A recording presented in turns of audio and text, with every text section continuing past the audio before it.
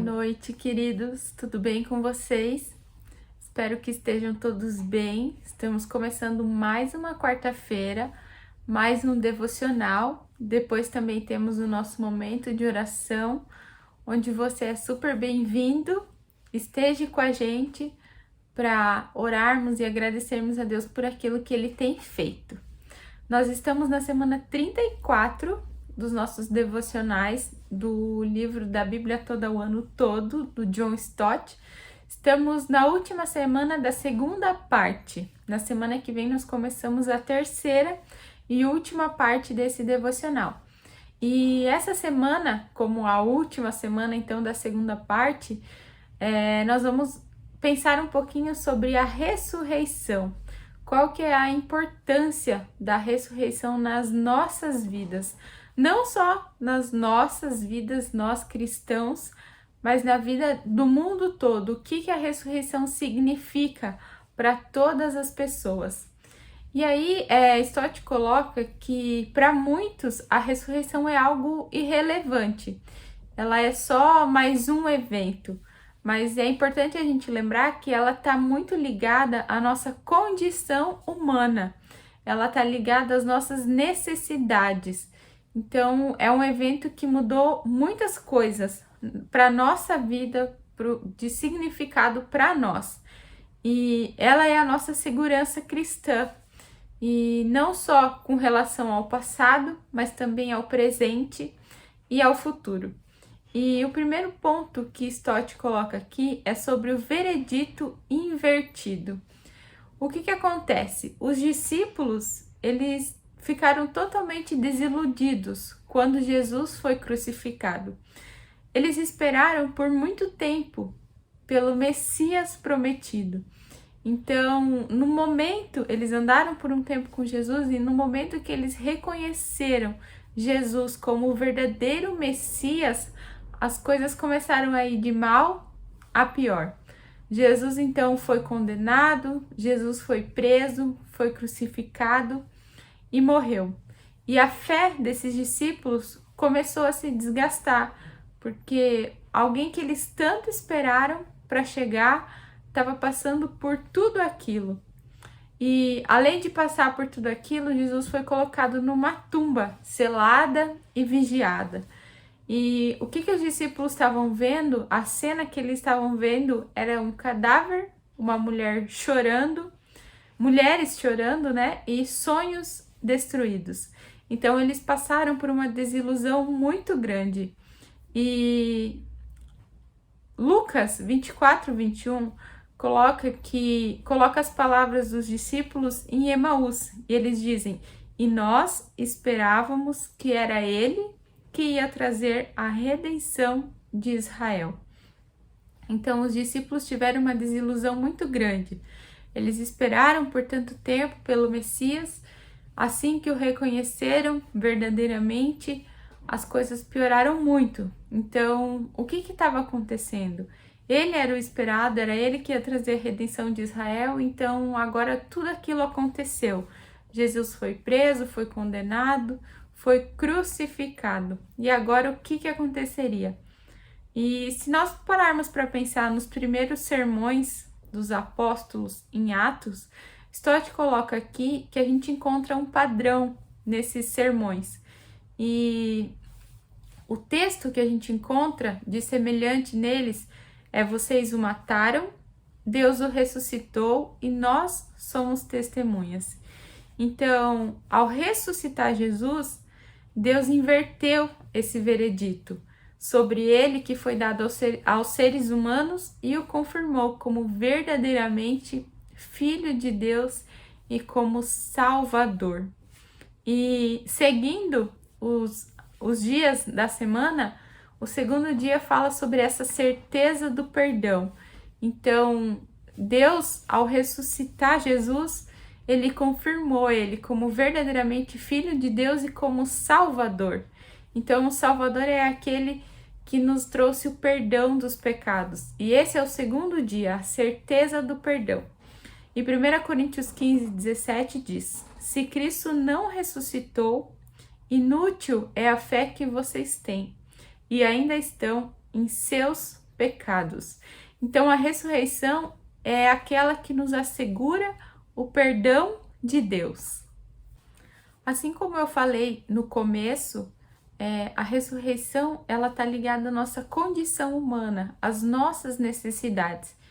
E o perdão, ela é uma das necessidades básicas do ser humano. Ela é um grande presente que Deus nos deu, que Deus deu ao homem por meio do Evangelho. Jesus, ele era alguém que pronunciava sobre palavras de paz, de perdão. E lá no cenáculo, ele se referiu ao cálice da comunhão como a aliança, o sangue da aliança, que foi derramado em favor de muitos pelo perdão dos pecados. Mateus 26, 28. Mas como a gente pode saber se esse sacrifício ele foi suficiente? A gente já falou um pouco sobre isso aqui algumas semanas atrás, mas se a gente parar para pensar, se Jesus ele tivesse permanecido morto, nós nunca saberíamos.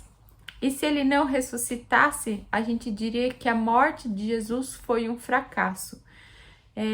Nós também podemos parar para pensar nas consequências da não ressurreição de Jesus. E algumas delas seriam que os apóstolos, então, seriam falsas testemunhas, os crentes não foram e não seriam perdoados, e os cristãos padeceriam quando morressem. Mas Paulo diz que Cristo ressuscitou dentre os mortos. Deus nos assegurou ter aprovado a sua morte pelo nosso pecado. Então, a ressurreição é um evento que valida a cruz, o sacrifício da cruz.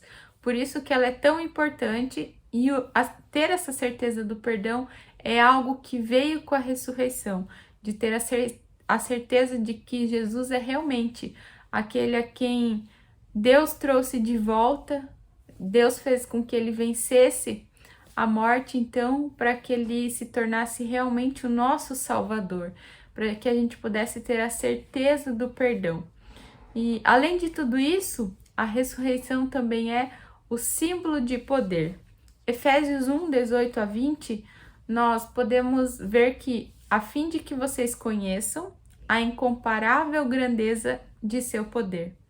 A ressurreição de Jesus Cristo, ela nos assegura o poder de Deus. Nós precisamos desse poder presente, tanto quanto foi no passado, mas agora também no presente, e precisaremos dele no futuro. Ele precisa estar presente nas nossas vidas. Então, a gente precisa desse perdão o tempo todo. Deus pode mudar a natureza humana. Ele pode dar vida aos mortos espiritualmente e nos transformar à sua imagem em Cristo. E esse é o poder que nós percebemos em Cristo depois da ressurreição. Ela é retratada como a suprema evidência na história do poder criativo de Deus. Outro ponto sobre a ressurreição, e eu acho que o mais explícito nesse fato, é a vitória sobre a morte. Em 2 Timóteo 1,10, sobre Cristo Jesus, nós lemos que ele tornou inoperante a morte e trouxe à luz a vida e a imortalidade por meio do Evangelho. Somente Cristo foi capaz de derrotar a morte na sua própria experiência. Ele destruiu o poder da morte. E só te coloco um exemplo aqui sobre um cineasta chamado Woody Allen. E quando perguntaram para ele sobre a morte, o que ele pensa da morte, ele diz assim: não que eu tenha medo de morrer, só não quero estar lá quando acontecer. Ele chama a morte, ele vê a morte como algo muito assombroso. E esse é o ponto de vista de muitas pessoas, principalmente dos não cristãos. Veem a morte como um fim, como algo que traz muito medo, algo muito temeroso. E assim como esse cineasta, ele vê a morte como algo assombroso. Mas não só para os não cristãos. Mas para nós também, muitas vezes, a gente teme a morte, a gente tem medo, a gente não quer que ela chegue, mas a gente tem uma esperança, nós precisamos acreditar nisso. E a nossa esperança está descrita lá em João 11, 25, 26. Nós conhecemos esses versículos, eles dizem que eu sou a ressurreição e a vida. Aquele que crê em mim, ainda que morra, viverá. E quem vive e crê em mim não morrerá eternamente. Então, a ressurreição, ela nos traz essa vitória sobre a morte. Jesus Cristo venceu a morte. E nele nós podemos ter essa esperança da vida eterna. Nós não precisamos temer a morte, porque nós sabemos o que vem depois.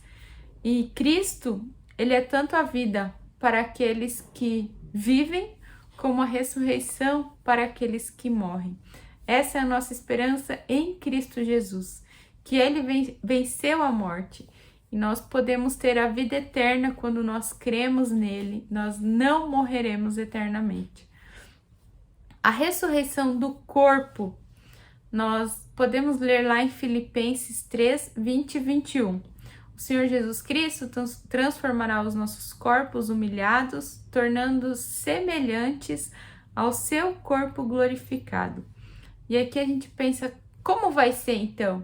Jesus Cristo venceu a morte, nós temos a vida eterna, mas quando tudo isso chegar, quando tudo isso acontecer, quando Jesus nos ressuscitar, ou quando ele voltar para morarmos todos com ele, como é que vai ser? Como é que vai ser o nosso corpo? Como é que vão ser as coisas? E aqui Stott coloca 2 pontos para nós pensarmos. O primeiro deles é: o Senhor não foi um cadáver trazido de volta à vida. Se nós olharmos durante o ministério de Jesus, ele fez 3 ressurreições. E a ressurreição dele, no entanto, foi uma ressurreição diferente. Ela não foi uma ressuscitação. Ele foi promovido a um novo plano de existência. Então, Jesus não era mais mortal, mas ele era vivo para todo sempre. É o que está escrito lá em Apocalipse 1:18. Então, ele não foi só trazido de volta à vida, mas ele se tornou um ser imortal. Ele tinha um novo plano de existência. E o segundo ponto é: a nossa esperança cristã de ressurreição não é simplesmente na sobrevivência da alma. E aí, se nós pensarmos em Jesus, o Senhor ressurreto, ele não era um cadáver reanimado, né? Nem um fantasma. E nós temos algumas evidências disso na palavra. E o nosso corpo, ele será como o corpo de Jesus, que foi uma combinação da continuidade e da descontinuidade. Stott coloca aqui que tem uma relação entre esses 2 corpos. Nós encontramos essa relação na palavra. E aí nós podemos ver que Jesus tinha as cicatrizes, né? Aqueles que encontraram com ele podiam ver as cicatrizes em suas mãos. E Maria Madalena, ela o reconheceu por sua voz. Então Jesus estava ali, eles podiam ver as suas cicatrizes, ouvir a sua voz. Então ele era real.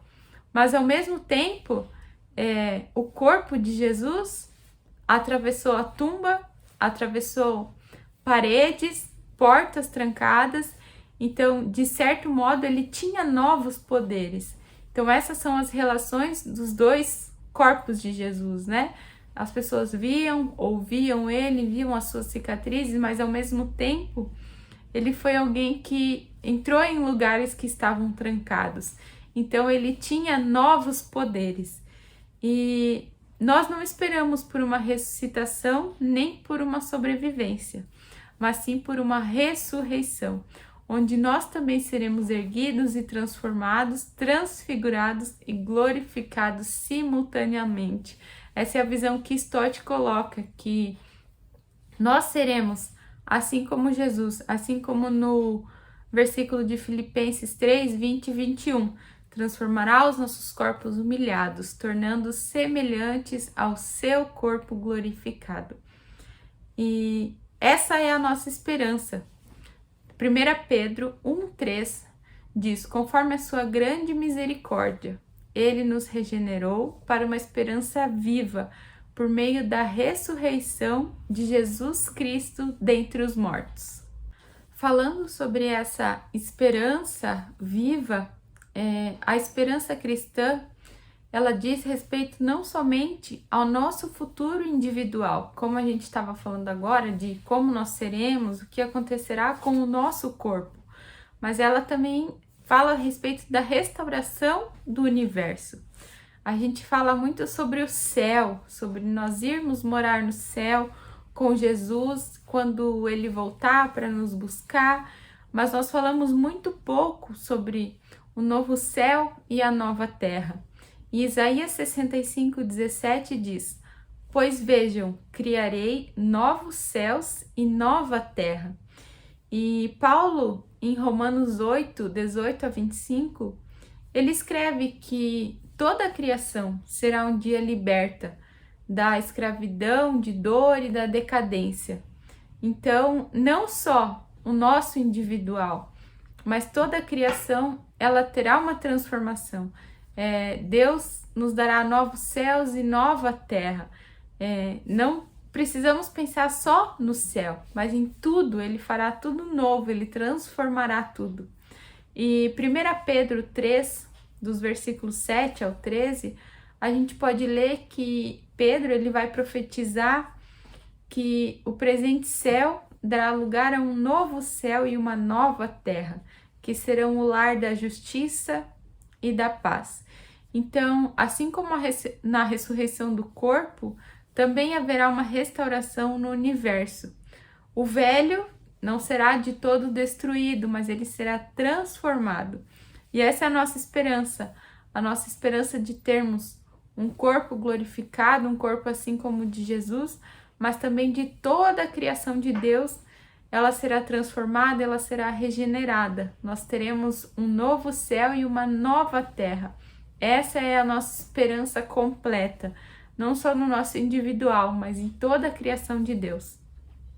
E diante de tudo isso, de novos céus, de nova terra, de uma esperança viva, foi aí, depois da ressurreição, que nós recebemos a missão mundial, que nós encontramos aquilo que Jesus nos deixa como missão para o mundo todo.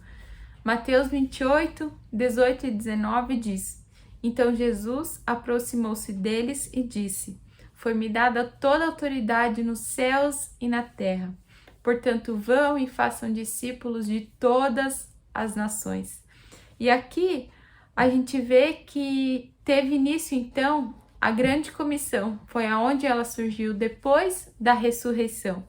Somente depois da ressurreição de Jesus foi que ele pôde afirmar a sua autoridade universal.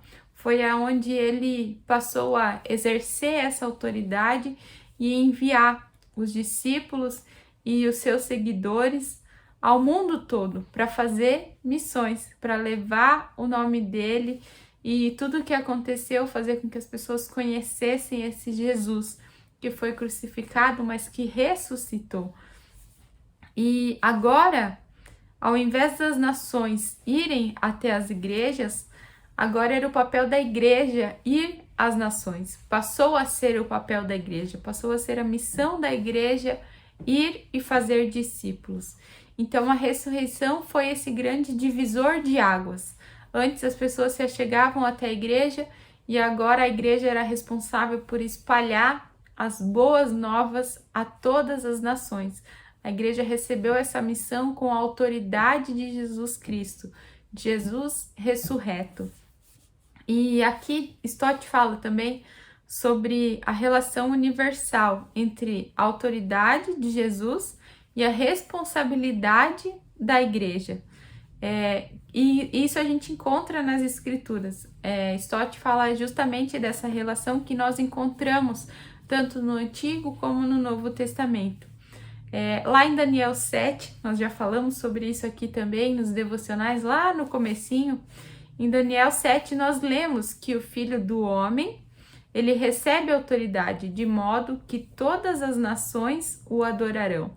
E no Novo Testamento, lá em Filipenses, por exemplo, 2, 9 a 11, nós lemos que Deus exaltou Jesus e lhe deu o nome que está acima de todo nome, a mais alta posição, para que todo joelho se dobre diante dele e toda língua confesse o Senhor. Essa é a missão que nós recebemos. Jesus passou a exercer toda a sua autoridade que ele recebe depois de ressuscitado, e ele nos dá essa missão que nós encontramos tanto no Antigo como no Novo Testamento, mas é onde a grande comissão passa a ser a missão da igreja, né?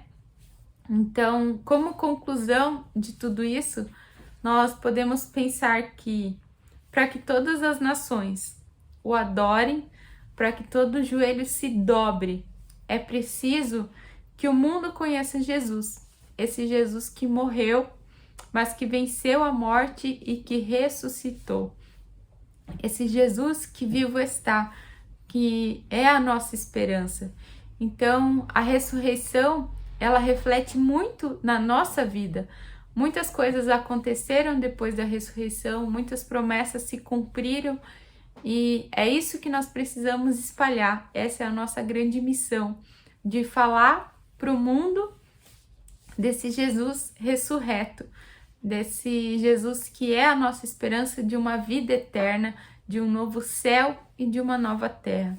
Que a gente possa lembrar sempre disso, de que ele foi o nosso Senhor, foi e é o nosso Senhor e nosso Salvador, e esse era o intuito de Deus com tudo isso, com a sua morte, com a desilusão dos discípulos, vendo tudo isso acontecer, mas tudo se confirma quando Jesus vence a morte, quando ele ressuscita e novamente ele está vivo.